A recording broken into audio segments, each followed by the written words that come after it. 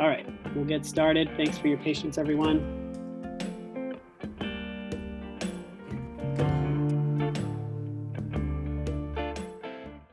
Thanks for everyone who's joining us tonight. As I said earlier, we are recording this, so if you have folks who couldn't come tonight or know people who couldn't come, we will send this recording out to do our best to answer questions and explain the process, because the calendar Q&A tonight is to share information, answer questions, and also explain the process that we're going through. This calendar is not decided on. So this is really about hearing from you all tonight, sharing some information that we've gathered, and then we plan to make a decision and present that to our school board in the month of April. I also shared before that if you have questions, I do see that there's a question in the Q&A. We're going to share a few slides with you, and then at the end of the slides, we'll be able to answer questions either verbally or through the Q&A, through the chat or the Q&A.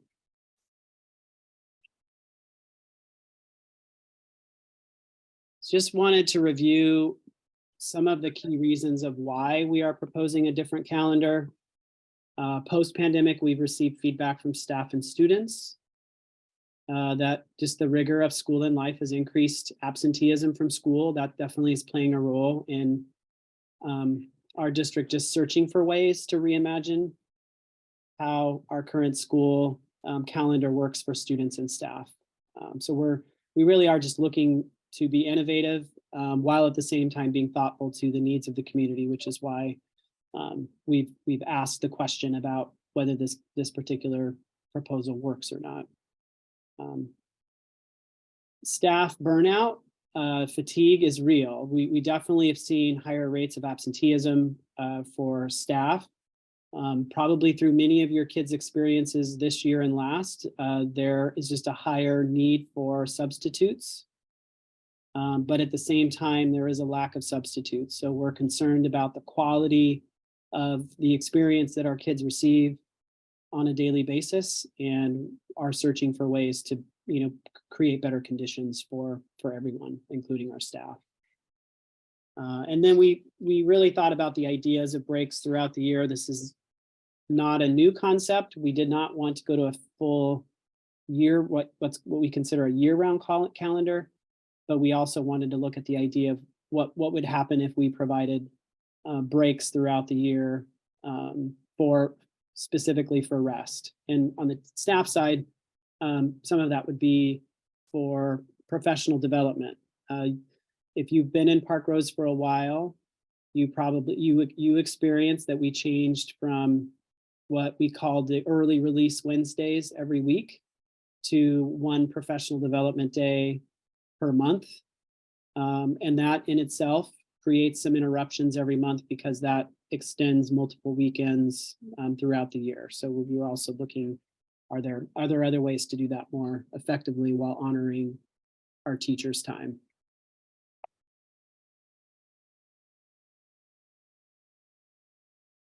So our current calendar is based on providing 3 intersessions, just 3 different breaks during the year to support students and staff.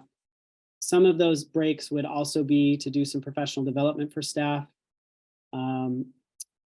And the idea, and I think the question in the Q&A is around one of the ideas, and even if we didn't fully adopt this calendar, is that the intersessions, ideally, we would want to work with partners, childcare providers to provide support to families in these intersessions. But to be realistic, the district is working with partners to figure out how could that look. So for instance, if we took a break in October, could we provide programming for some students that could look like Sun School, could look like enrichment activities, could look like reading support. There's various ideas that we would want to be able to do.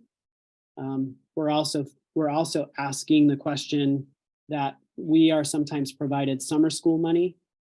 We're curious, could we use summer school money to support during these intersessions if these came to life in the coming years? I'm going to just quickly show you the calendar here. See if I can do it. One second here.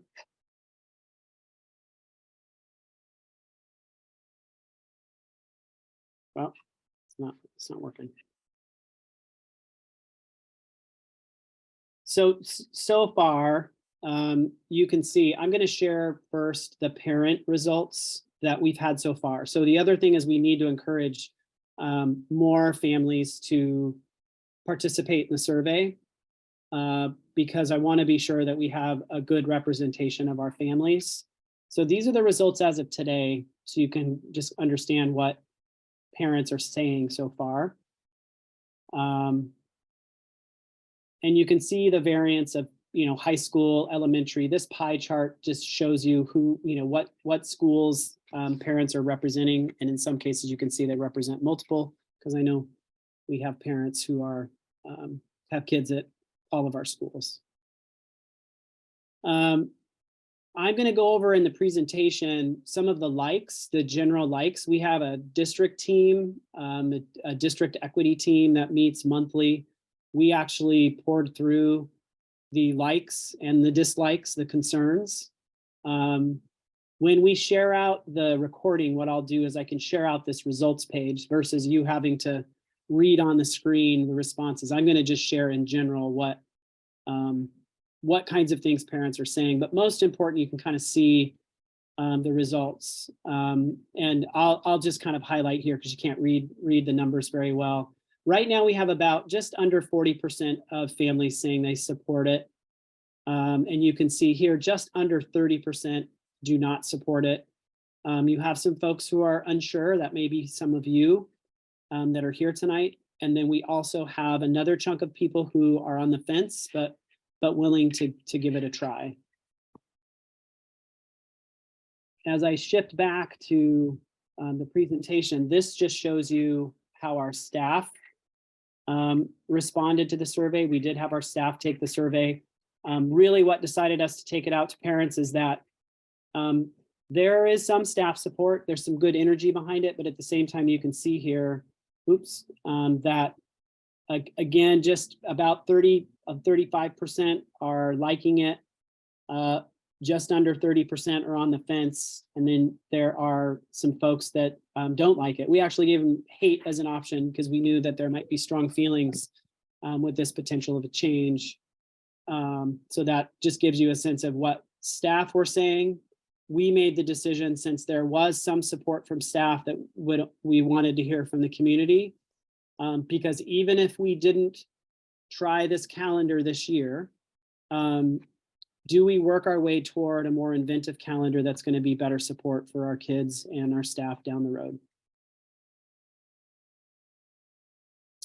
Here are the general positives. So in that list in the presentation of what are the concerns, I think most prevalent are that many people see the breaks as a healthy way to address burnout for both students and staff.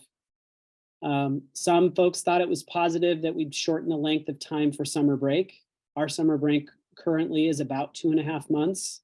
So for many of our kids and families, that's a long time between the grades. That's very traditional. The break has been that long for as long as I've been in Parkrose. Lots of good ideas for health and well-being. And this is just to reinforce, this calendar is the same number of school days. It's just distributed differently. So really, in reality, we start school about a week early, and we go to school through the end of June in this proposed calendar. The other positives that were comments shared by both parents and staff was staff retention. Many staff members expressed that they were happy that the district's just looking for innovative ways to support them. Whether this is the way or not, I think people are really open for the conversation to reimagine how we provide support in school. The main concerns that were listed, what we did when we met as a district team is we actually tallied the number of comments, and these were the top these were the top 4. There were others, but they just weren't as prevalent. The breaks are hard on students and staff. That one was most prevalent when there were concerns, tough to return after breaks. A lot of our kids get used to a routine like we do as adults, and breaking that routine sometimes is hard. We noticed that even after a long weekend, that some kids have a hard time transitioning. So that was very prevalent in the comments. Some folks didn't like the idea that summer break was shorter by 2 weeks. Another primary concern is childcare in the weeks that students don't have school. We know that childcare is an issue in the summer, and we offer limited summer opportunities. But you know, I'm the son of a single mom, so I know that if I had this school calendar, that it would have been challenging for her to figure out who's going to take care of me if I'm out of school and she has to work. That definitely was prevalent as well. But that was also prevalent in the current system, that we have lots of parents who struggle to find childcare for the summer.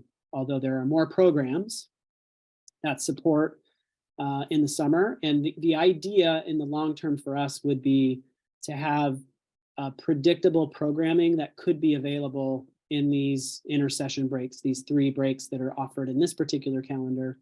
That is a goal of ours to achieve. And then the other concern that was fairly prevalent was just the lack of climate controlled classrooms.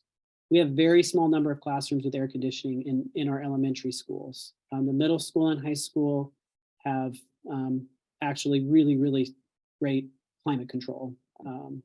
But obviously our elementary schools are older. There is only a handful of classrooms that have air conditioning. Some at Prescott and a handful in the other schools.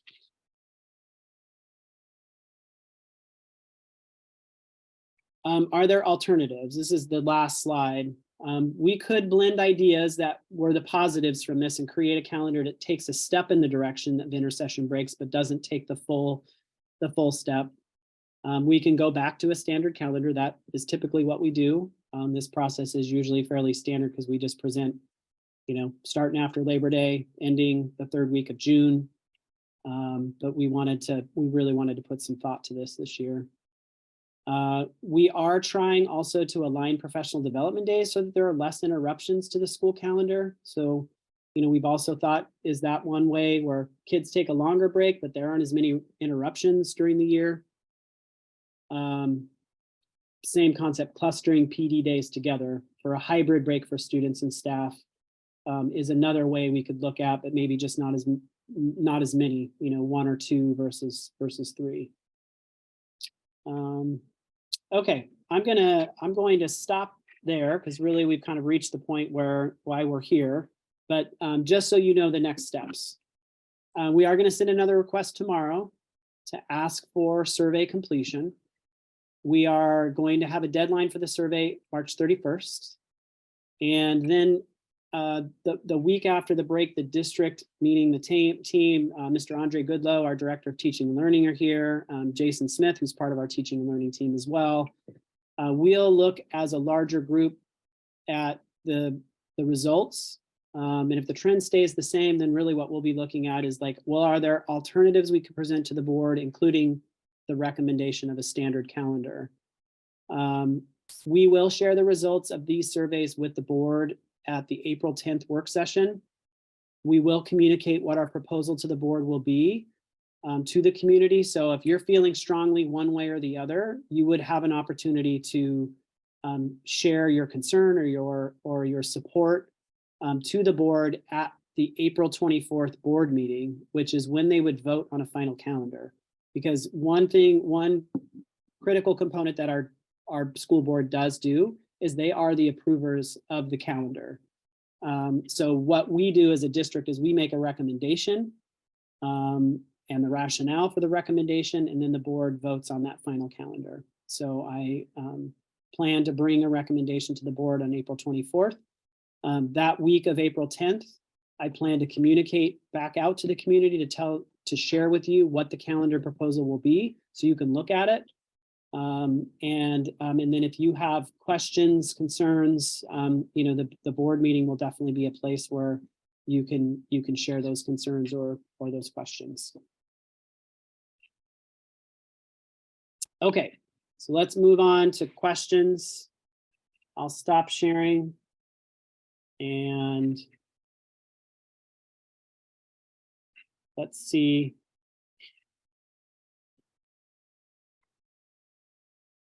See what we can do.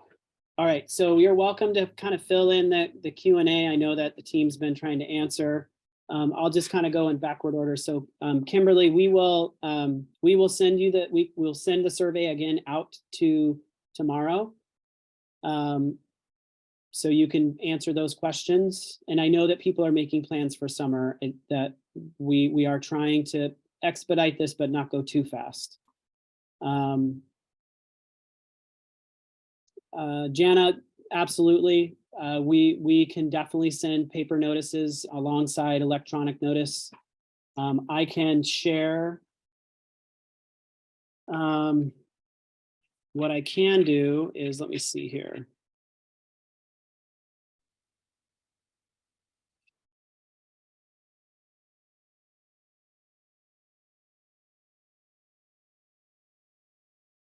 Hang on one second. I'm going to see if I can actually just bring the calendar up really fast so I can share.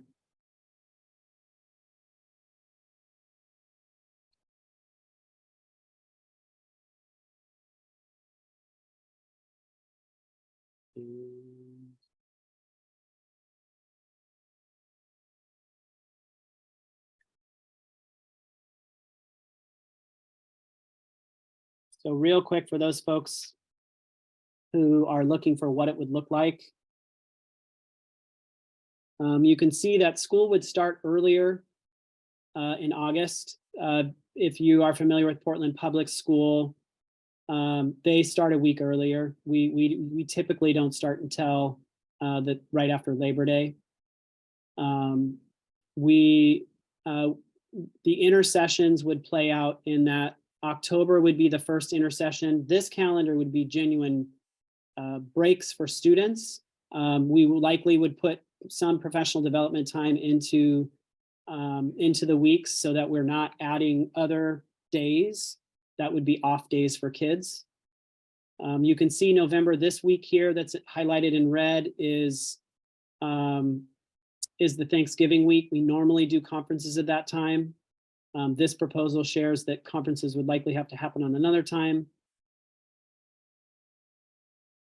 And then ultimately you would have another break at the end of semester. What this would require for elementary students is that we would go to 2 grading periods versus 3 grading periods, because it would be helpful to align schedules so that when kids are out of school, all students pre-K-12 would be out of school. So this shows 3 different intersessions, one in October, one in February, one in May. And the result of that is, as you can see here, when you look at June, kids wouldn't finish school till the last week of June, which if we stayed with a standard calendar, we would be finishing school around the 18th next year, because Labor Day does run a little bit shorter. But we will be sure to share this back out when we send the survey out. Kimberly, note taken, appreciate that. And let's see here. Jason, Andre, where have you guys left off? Have you answered most, or which ones still need to be answered? I think we're at the top right there. So with the anonymous attendee. Okay. District's plan for evaluating the effect of modified calendar stress and absenteeism. Definitely a key part would be talking to students and staff. Like formally, we've been doing empathy interviews with our kids this year about conditions at school, to learn from them, what we can do to be better. So obviously the quantifiable piece for us is how much money we're spending on substitutes. Keep in mind that one of the strategies we use when we don't have subs fill a substitute role is that teachers then cover. So sometimes that's combining classes. Other times that's paying our specialists, like a special education teacher or an English language teacher, to cover the classroom. So they have to leave their role for the day and cover, and we pay them an additional rate. So one way is that we're looking at, like, well, how much are we paying for substitute costs, and what's the average rate of absence for staff members. Last school year was somewhat of an unfair measure because many of our staff and students were required to quarantine, whereas now it's that's just less cumbersome. So that is what we would do to evaluate. We'd reach back out to families too. How is this impacting you and your family? Most important, your child. With Sun School running 7 to 8 consecutive weeks, what would you like to see from the program during the break? I think what we would like to see ideally is a combination of academic support and enrichment support. Thinking about young kids, middle school kids, even high school kids, are there programs in the community that we could bring to our students that would be enrichment that we aren't normally teaching, during the school day? I would want to include activities that are, keeping our kids active. So that's really kind of the idea that we're building from. Erica, research backing this idea. I think the most compelling research is why is really around systems that use year-round systems. Ultimately, kids do slide in performance when they're gone for 2.5 months. So the first part of every school year is really getting kids back into the routine. This schedule, to be very honest with you, doesn't completely solve that problem. But ultimately, our school system has really never moved away from the agricultural calendar that it's based on. So it's why we're challenging ourselves to, I think what is a new dynamic is teacher availability. Like the pipeline of people who are becoming teachers is a lot smaller. So the pool is really shallow because teachers are leaving the field. The work is really challenging. So we're also trying to be on the edge of what do we do about a situation that really is at a crisis point, because if it weren't for the fact that districts are having to cut budgets, we would struggle. We've struggled to fill positions this year because when someone leaves, I'm a former elementary principal. I remember when we'd have an applicant, we'd have 75, 80 people apply. Oftentimes now it's under 10. So that's definitely something that's driving our consideration for something different.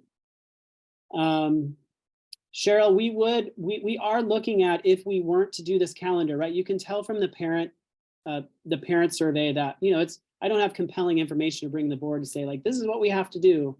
But I do think we have to think about, are there different ways that could allow us to sprinkle days throughout the year? And so we definitely will consider that if the trend stays as it is tonight, with 40% liking it, 30% not liking it.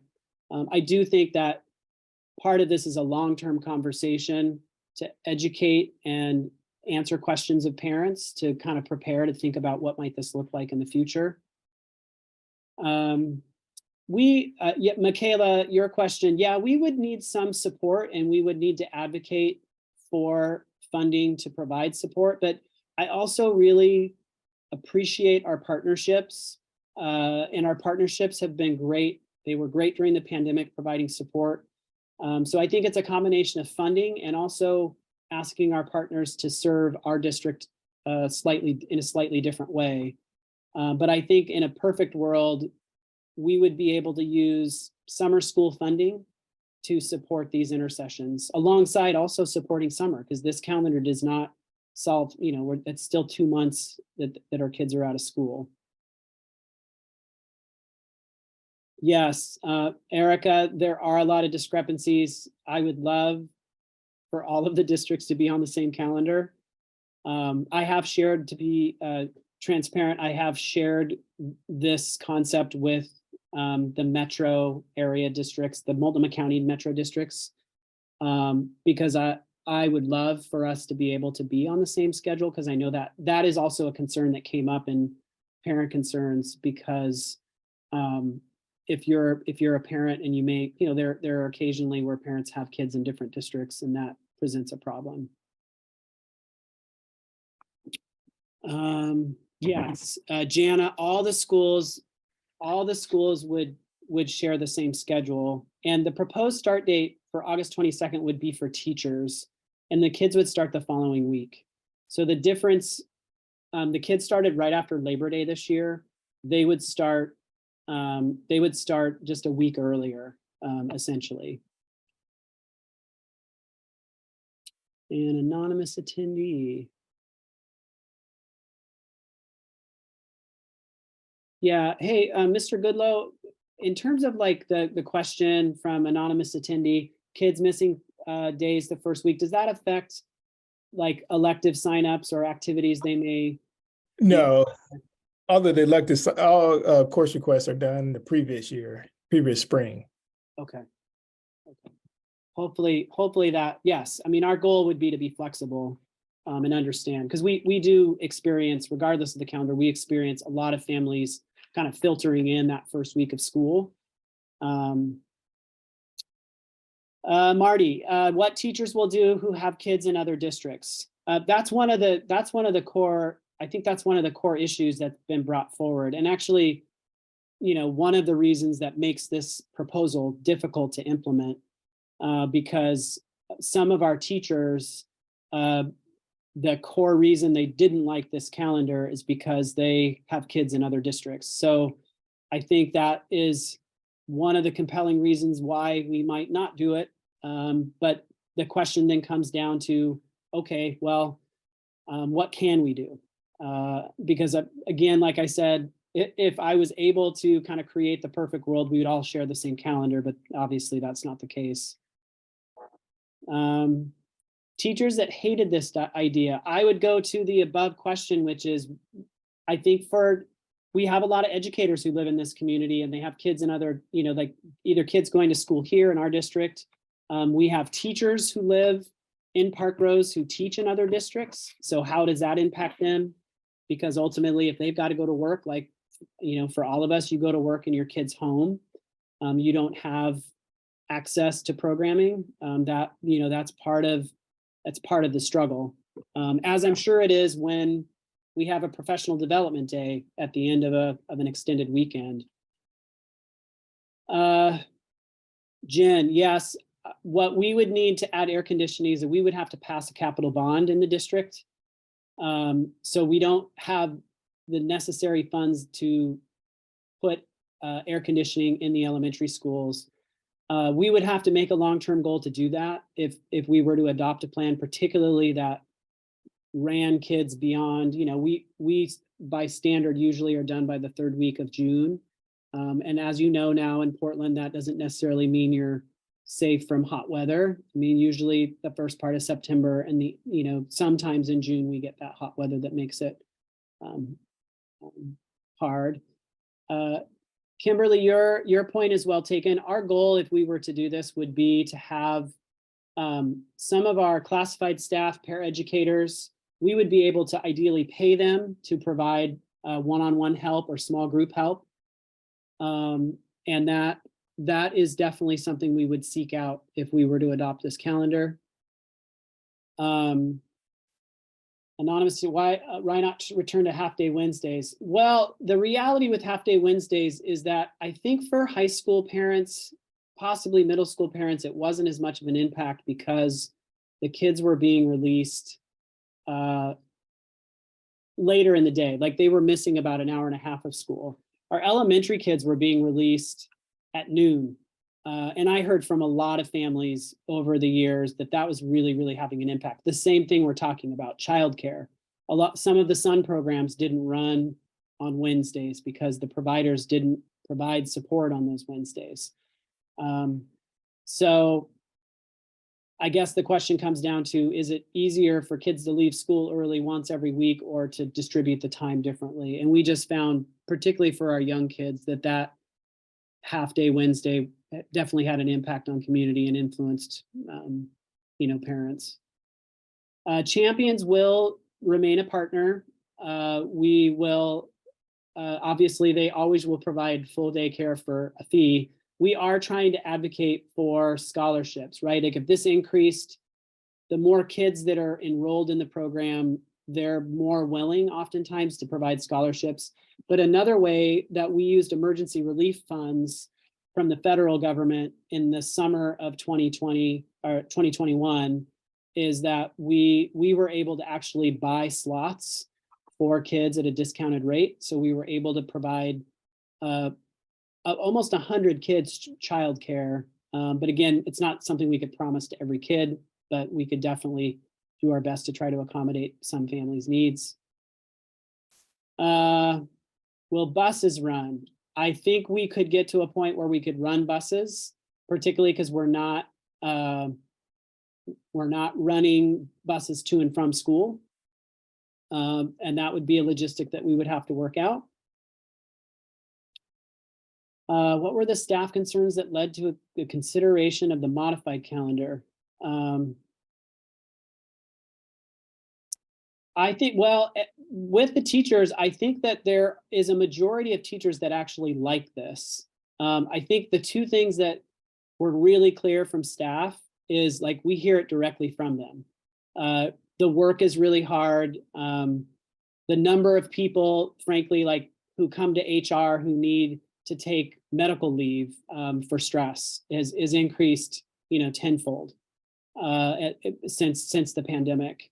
So again, when those things happen, we want to support our employees, but at the same time, the result is oftentimes you're placing an inexperienced teacher into the classroom for an extended period of time. And that pattern has just continued to grow. And so we're definitely concerned about like, okay, what can we do that may reduce that stress, that anxiety that folks are, I mean, obviously the pandemic had an effect on all of us. So I think that is, that's the real critical piece there. It's just that the overall stress that we're hearing from our staff and the level of absenteeism that we have experienced in the last 2 years.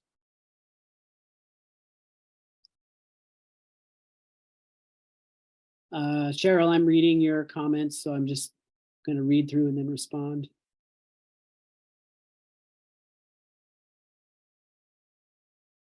Yeah, it's a tricky problem to go from. I think the challenge of completely banning phones is that one, you'd have to consider what we're allowing adults to do in the schools, as well as, like it or not, our kids are growing up in a world where their phones are a tool that they're using, some for good and some not so good.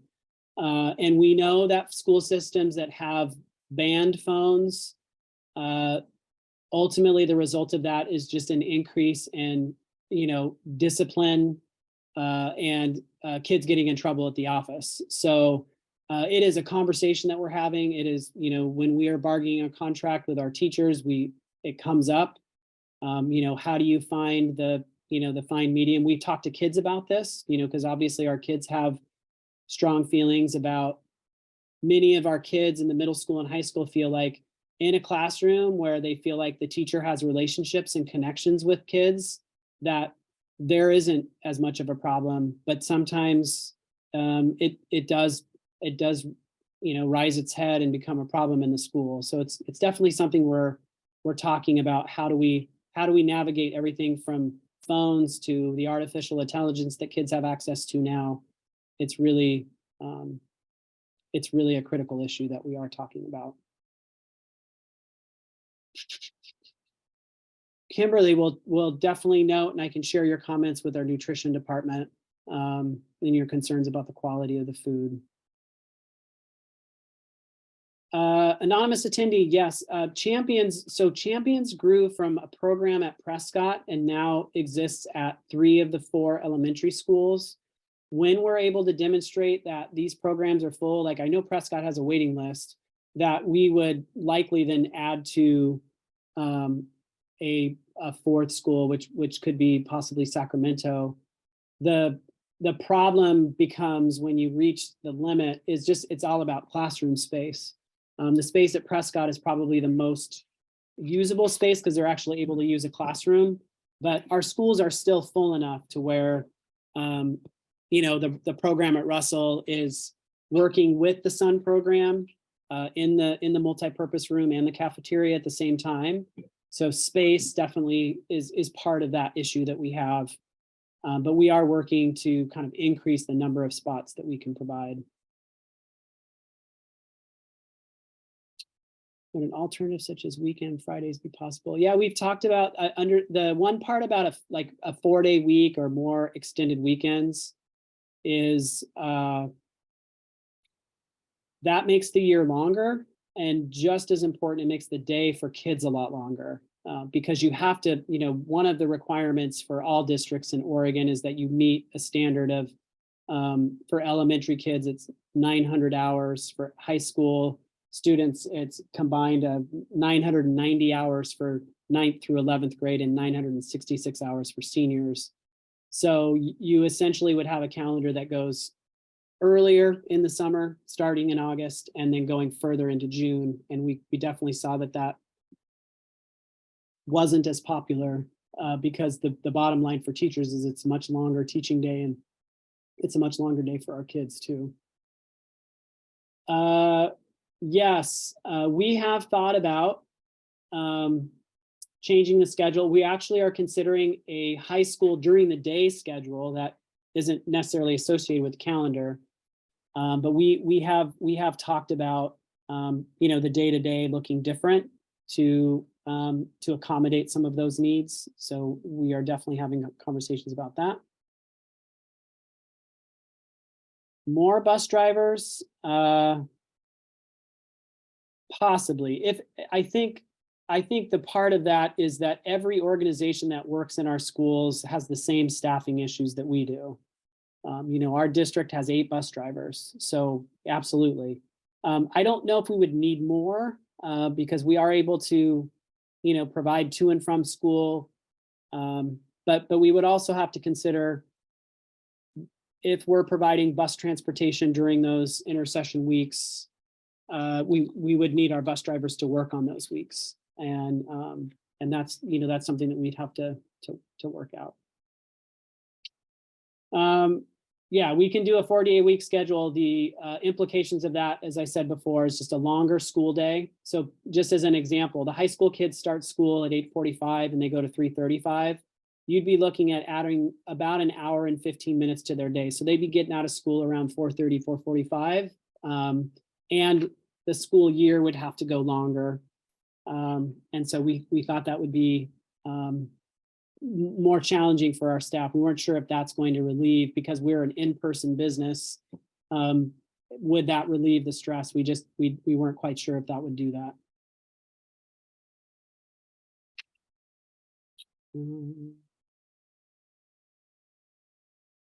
Yeah, Jana, we are looking for ways to provide flexibility in an in-person environment. And yeah, sub plans do require quite a bit of work. It is possible to, obviously we can do more to recruit volunteer support in classrooms. We do have a partnership with multiple universities. I think one of the problems is that, like, if you go into our schools today or tomorrow, there are a lot of student teachers out in our schools, because we do, and that really, to be honest, is actually helping us right now, having more student teachers in classrooms. You may or may not know, but the University of Oregon is opening a campus at the old Concordia campus. It is going to be a behavioral health university. And we are a partner with the Balmer Institute, which is the name of the facility. And it was, that partnership will come to fruition next year, meaning that we'll have behavioral health specialists or people who are learning to be behavioral health specialists in our schools, because they are very close to us here in Northeast Portland. So I'm looking forward to that partnership and adding support that that will be available. Have we thought about changing the calendar for? Well, I guess my question to parents would be that one of the problems we've had in the past is that we have had a different high school and middle school calendar. but a lot of families who have kids in multiple schools, if an elementary kid, for instance, doesn't have school because they don't have to actually go to school as much as middle school and high school kids do, oftentimes that makes it really hard for childcare as well, because we have lots of kids who have siblings, like high school kids who have siblings at the elementary schools. An example is that when we had the early release Wednesdays, we would have high school kids miss school on Wednesdays to stay home with siblings, to stay home so they could take their sibling to and from school. Whether that's right or wrong, it definitely did happen. The decision will be made, the proposed schedule. We will make a decision as a district whether we're even going to bring this proposal to the board. I mean, one of the reasons we're having this tonight is to hear from you all. We will inform the community the week of April 10th what the proposed calendar is going to be. So it could be either this proposed modified calendar or somewhere in between, or just the standard calendar. That is what we will do. And then on April 24th, we will have our board business meeting and they will vote on the calendar that's proposed. So parents will get to see the calendar that's being proposed to the board a couple of weeks before they actually vote, because the school board are the ones that actually approve the calendar. We as a district make the recommendation, but it does need to pass a vote of the board. And there are 5 board members, so you would need 3 of them to vote for, you know, the calendar that the district's recommended, or vote it down.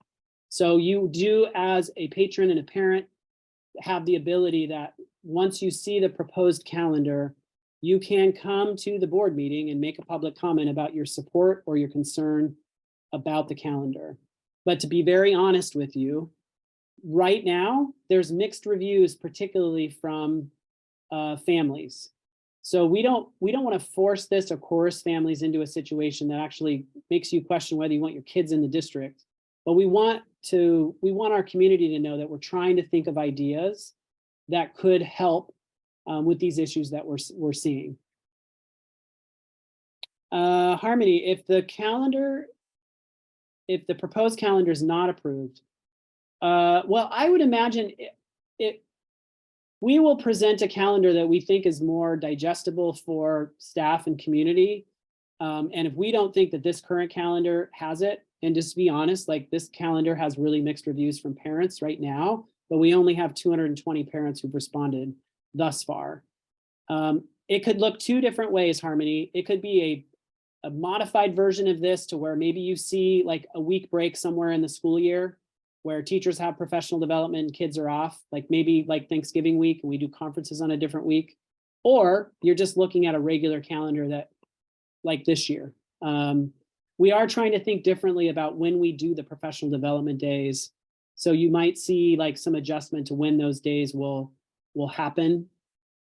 But we would try to take some of the concepts from this calendar that people really liked, but also acknowledge some of the concerns, knowing like these week breaks for kids, present childcare problems. Breaks sometimes are hard for kids, but the other reality is that in our calendar, because our teachers have 8 professional development days during the year, those are all long weekends that you all are having to find support and care, because we don't currently provide programming for you on those off days when teachers have their work days or professional development days.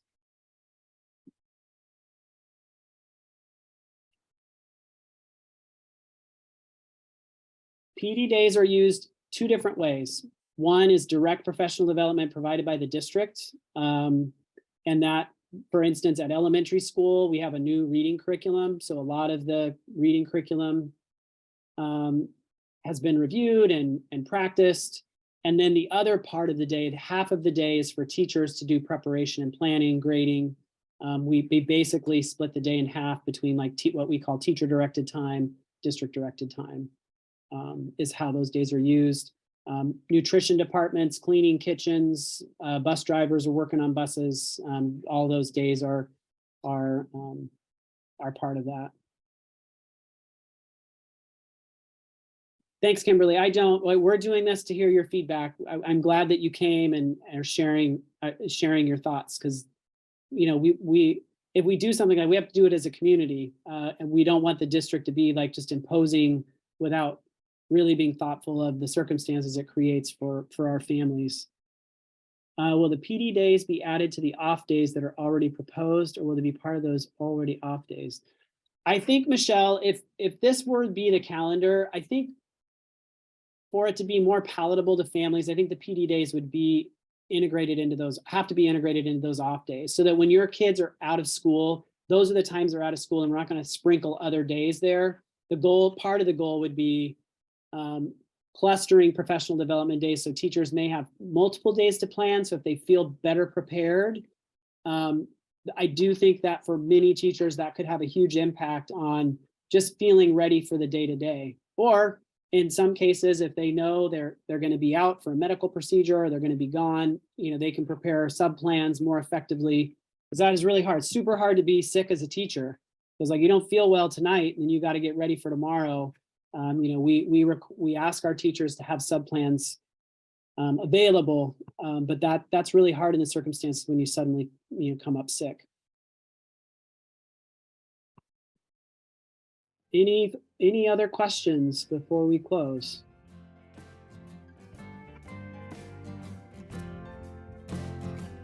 All right. Just want to say thank you to our panelists. Thanks, Mr. Goodlow. Thanks, Mr. Smith. Thank you to our interpreters, and thanks for our families who came tonight. And as I said, we'll send this recording out to families, and to the parents' suggestion earlier, we'll get things out in paper and electronically so that you can kind of understand the process moving forward. Appreciate y'all coming.